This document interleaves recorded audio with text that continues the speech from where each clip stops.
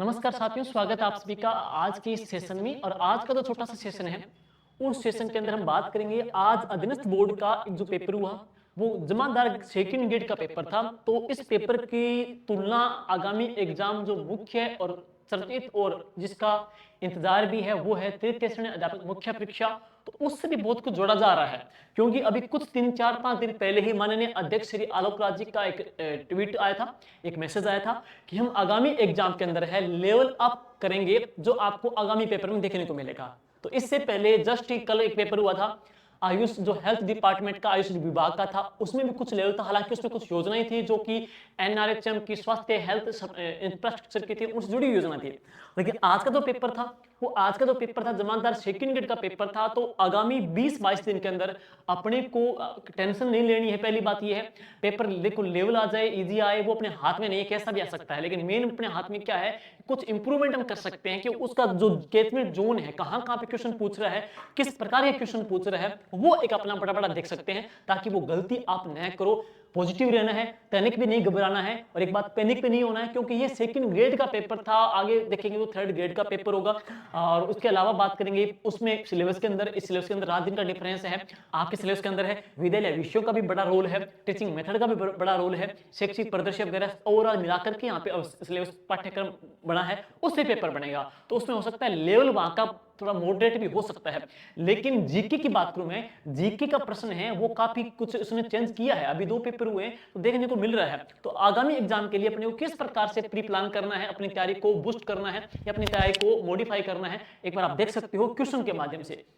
तो सबसे पहले जैसे आज अब सिंपल सा प्रश्न आ गया, प्रश्न बहुत सरल है। जैसे प्रश्न आता है राजस्थान में ऊंटों देता कौन सी है, तो प्रश्न आ गया पाबू जी। लेकिन उसने क्या किया, प्रत्येक क्वेश्चन टाइमिंग लेने वाला है। अब यहाँ पे सरल प्रश्न है, अब मैं यहाँ सोल्यूशन नहीं करा रहा, मैं सिर्फ क्वेश्चन दिखा रहा हूँ कि सरल क्वेश्चन है कि गोगा जी की बात करेंगे शीर्ष मेड़ी है, तेजा जी के पढ़ेंगे खरनाल है, पाबू जी के पढ़ेंगे कोल्लू है, और देवनाथ जी कहाँ पे भीलवाड़ा के अंदर है। प्रश्न यहाँ पे क्या एलिमिनेट करने वाले आ रहे हैं। मतलब पेपर तो आएगा सरल, लेकिन क्वेश्चन को एलिमिनेट करना पड़ेगा। क्वेश्चन को क्या है, तर्क वितर्क क्वेश्चन होंगे, अभी कथन वाले प्रश्न होंगे, व्याख्या वाले प्रश्न होंगे, वो टाइमिंग लेंगे। अब सोचो 150 क्वेश्चन है, 150 क्वेश्चन में टाइमिंग लगेगी, तो आपको क्या पेपर मैनेज करना अच्छा आना चाहिए। तो वो अपने को करना है 20 दिन के अंदर। हम किससे इंप्रूव करेंगे मैं आपको बता दूंगा, पहले आप क्वेश्चन देख लीजिए। अब देखो योजना आ गई कि निम्न सरकारी योजनाओं को कालक्रम रखिएगा।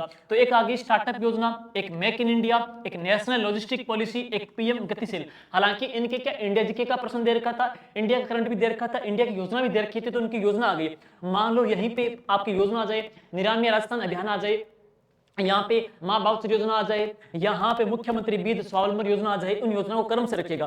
योजना तो प्रश्न तो सरल है, कोई दिक्कत नहीं है, लेकिन वहां पे क्वेश्चन क्या थोड़े एलिमिनेट करने आएंगे, वो टाइमिंग लेने वाले होंगे। तो उस प्रकार से आपको तैयारी करनी है। पेपर आएगा सरल, लेकिन वो टाइमिंग में भी ले सकता है। इसके अलावा बात करेंगे, अब देखो अभिकथन दे दिया इस प्रश्न के अंदर, पंचायती राज के बारे में अभिकथन ए दे दिया, अभिकथन अभी ए दे दिया और कारण आर दे दिया, और प्रश्न को सही तरीके से कौन सा सही है कौन सा गलत है, और इस प्रकार के क्वेश्चन आप पूछा जा रहा है। इसी प्रकार मैं कुछ सैंपल दिखा रहा हूं आगामी और पेपर के बारे में। जैसे कि यहां पढ़ेंगे राजस्थान की कृषि के बारे में, उसने प्रश्न दे दिया कि नीचे 2 कथन दिए गए हैं, एक में अभिकथन ए के रूप में लिखित है, दूसरा उसके कारण के रूप में है। तो अभिकथन ए क्या है, राजस्थान की 70% आबादी कृषि से जीविका अर्जन करती है। कारण क्या है, 2010-11 में औसत कृषि जोत का आकार राजस्थान में 3.07 हेक्टेयर था, वही भारत में यह 1.15 हेक्टेयर था। तो उपरोक्त कथन के आलोक में दिए गए विकल्प में से सही उपयुक्त उत्तर का चयन कीजिएगा। तो इसमें क्या है कि राजस्थान के तकरीबन 70% आबादी बिल्कुल सही आ जाएगा।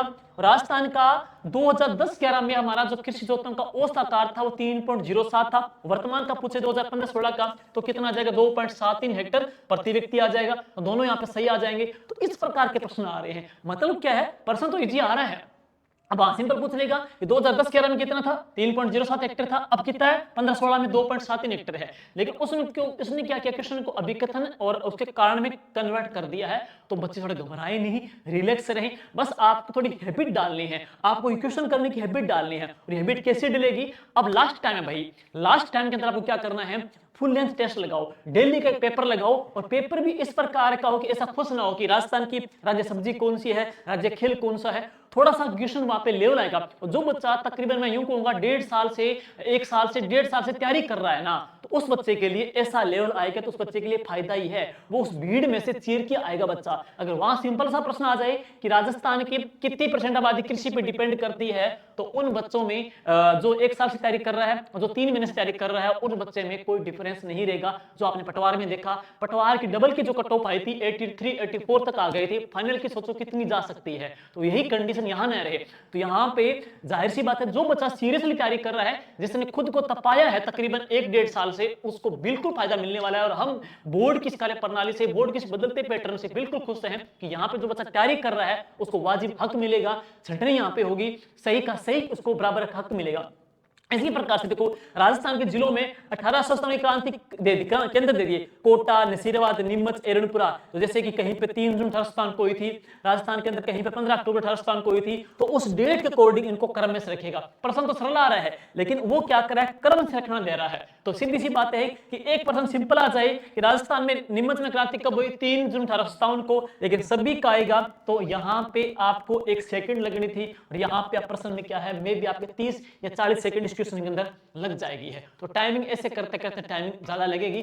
टाइमिंग को इंप्रूव कैसे करोगे, टाइम मैनेजमेंट कैसे करोगे, वो मैं यही कहूंगा कि 20-22 दिन बचे हैं, जितना हो सके एक फुल पाठ्यक्रम का टेस्ट लगाते रहो कंप्लीट। उससे आपको एक तो आपकी टाइम मैनेजमेंट अच्छा होगा, पेपर में आपकी एक्यूरेसी बनेगी, नेगेटिव पे कंट्रोल हो जाएगा, साथ में 360 डिग्री से आपको क्वेश्चन एलिमिनेट कैसे करना है, साथ ही साथ में अभिकथन जो क्वेश्चन है, कारण क्वेश्चन है, बड़े लेंथी जो पैरा वाले क्वेश्चन है, उनको कुछ करने की आप में हैबिट बनेगी है। मन में जो तनाव, जो डर है ना, वो दूर हो जाएगा।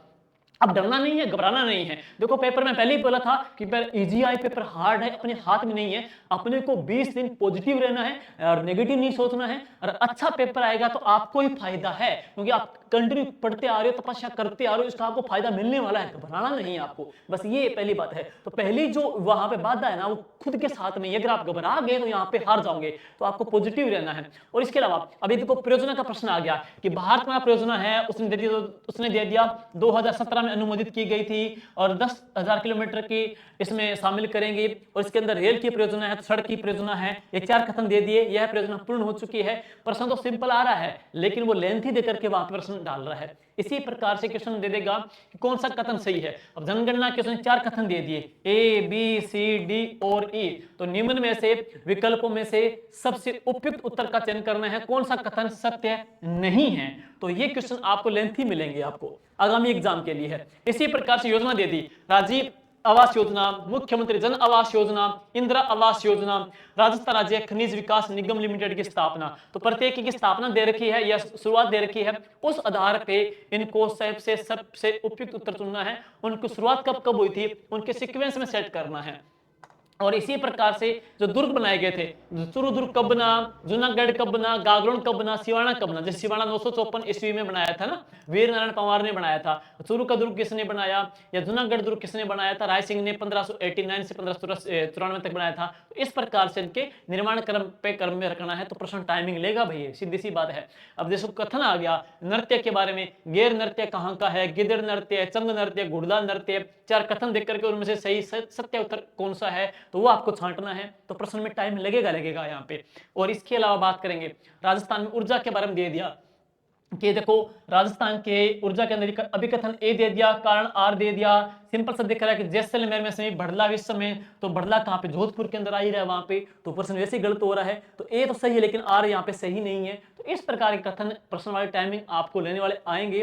तो आपको आगामी एग्जाम के लिए खुद को तैयार करना है। जैसे क्रांतिकारी दे दिए, अमरचंद भाटिया की बात करेंगे तो यहाँ पढ़ेंगे, लोटन सीकर से आ जाएंगे, अर्जुना शेट्टी जयपुर से, शाहपुरा से आ जाएंगे। तो ऐसे क्वेश्चन आपको मिलने वाले हैं। तो अभी दिन पड़े अपने पास में।